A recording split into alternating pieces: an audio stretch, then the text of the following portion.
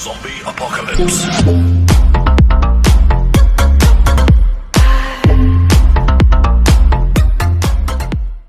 I had a very complicated relationship with my dad, and it was really, there was a foundation of tough love with my father, and wasn't a big I love you guy. He would beat my ass when I was 5 years old. There's a testosterone thing that just happens between sons and their fathers. And he wanted sympathy, and I said, if you want sympathy, go home to your mother and get it. He said, you are throwing it all away. It is the worst mistake you will ever make. And I wish I had someone who could just pull me aside and, hey, it's gonna be okay. It's gonna be okay. But I wish I knew that. My dad got into professional wrestling in the 60s and the 70s. 150 pound, Rocky Johnson. Where it was an all-white wrestling business, an all-white audience. And at that time in the late 60s, where racial tension and divide was still very strong and the wounds were still there. But he was able to change behavior, the audience's behavior. So this all-white audience who would never cheer a black man cheered him in these arenas. He would get up at usually 5:30 in the morning, and he would say, if I get up, you're gonna get up too. Yes.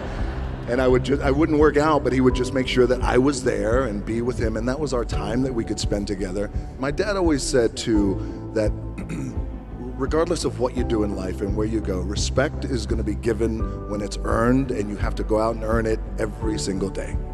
The thing that has worked for me is to remember the hard times. I was evicted when I was 14. We were kicked off the island. We couldn't live in Hawaii. Had no place to live. My mom and I came home, and I'll never forget, the rent was $180 a week. And there was an eviction a week, and there was an eviction notice on the door. And this was the one, it was the final eviction notice. My mom started crying, and I never forgot in that moment. It was a seminal moment for me because I felt like I never want to be in this position again. What can I do? So at 14 years old, I thought, well, the heroes in my life, Muhammad Ali, for example, professional wrestlers, they're all men who have worked hard with their hands and they built their body. Yes, that's what I'm gonna do. I'm gonna do what my dad taught me and these other heroes. I'm gonna go build my body so we're never evicted again. And at that time, we were at an all-time low, I think, with our family, and I am already a pretty big boy. 6'4", 200 and maybe 20, 25 pounds. I had a very bad mustache. I had a chip on my shoulder. Fresh into this high school in Bethlehem, Pennsylvania, Freedom High School. A teacher comes in, his name is Jody Swick. Tough guy. He shook my hand. I'll never forget that shake. He said, I want you to do something for me. Yes? I want you to come out and play football for me. I said, okay. And I went out and I played football for Jody Swick, and he was our head football coach, and he became a father figure to me and a mentor. I fell in love with the game of football, and I started getting recruited from every college across the country. My thought process started to change. That's when I started thinking about goals and what I wanted to accomplish. My goal was to play in the NFL. Again, because we didn't have a lot of money, so I wanted to be the first one to buy my parents a house. And the dream didn't come true. I didn't get drafted. I didn't get any offers, nothing. I had to work up in Canada at the Canadian Football League. When I was cut from there, my dad had to come pick me up. And I'll never forget, we were on I-75. He lived in Tampa, came to Miami, got in his pickup truck. We drove up I-75. And I'm 23 years old. I am forced to move back in with my parents. He got sassy with me one time. It was about 1.5 miles from home. And he wanted sympathy, and it was pouring down rain. And I said, if you want sympathy, go home to your mother and get it. And I wish I had someone at that time who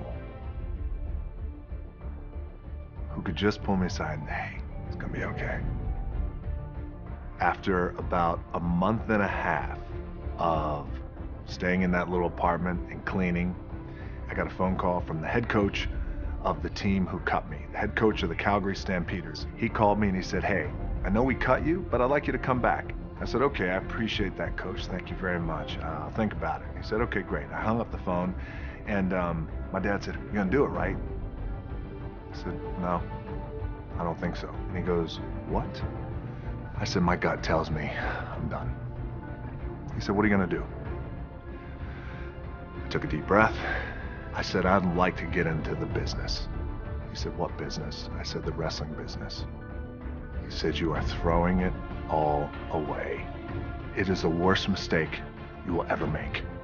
He said, you're ruining your career. At that time, we were living in a small apartment in Tampa, Florida, and he said, look around. This is what I have. I don't have anything. And I don't want that for you. I said, maybe I'll be no good. But I feel like in my heart I have to do this. Oh, you get goosebumps listening to this crowd. I was the hottest heel in the company. And things were on fire. Correct me if I have any of this wrong. You bought your mom a house for Christmas. I did. 12/18.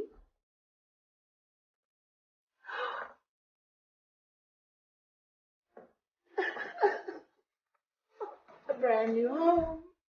Love you, Dwayne. It was so cool to buy her a house And you bought your dad a house too. I did. I bought my old man a house too. So that's the greatest thing ever, right? To buy your parents a house. Yes. Right.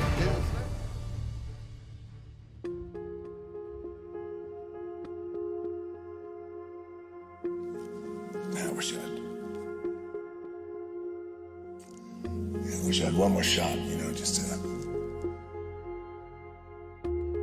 say goodbye, say I love you, say thank you. Rocky the Soul Man Johnson passed away. He passed away on January 15th, and we just buried him a few days ago. And I didn't get a chance to say the things that I wanted to say, or I wish he would have said the things to me, the important, critical things that anchor us that I didn't get from him. But then the birth of a child and what that does, and the lens perspective that just shifts, it's the greatest thing that I have ever experienced in my life.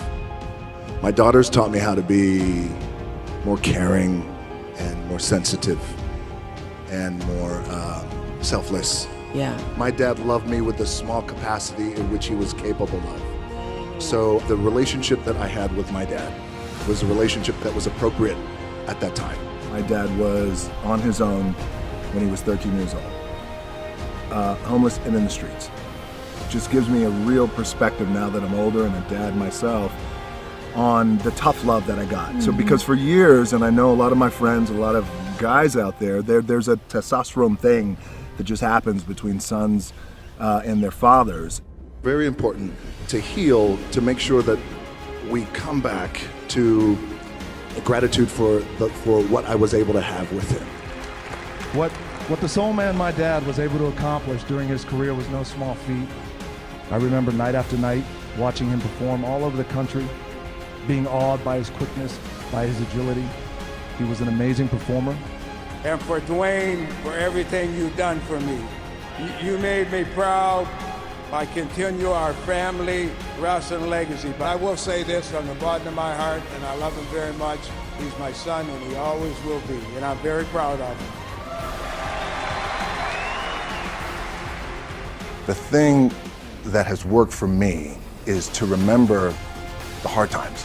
And I just remind myself, I was evicted when I was 14. We were kicked off the island. We couldn't live in Hawaii. Had no place to live.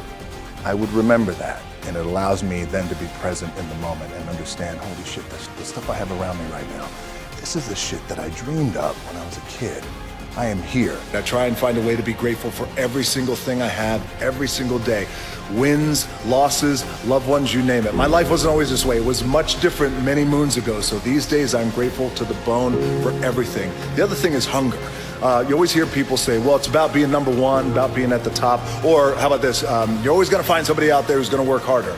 Well, I don't know that. That might be bullshit. But I know no one is going to be hungrier than I am. It's one thing to be hungry. It's another thing when you're starving for greatness and starving for success. And I love that because it immediately clicked. It's in my DNA. I know what it's like to operate every single day, regardless of the success that I've been a lucky son of a bitch to achieve. I operate every day as if I'm starving.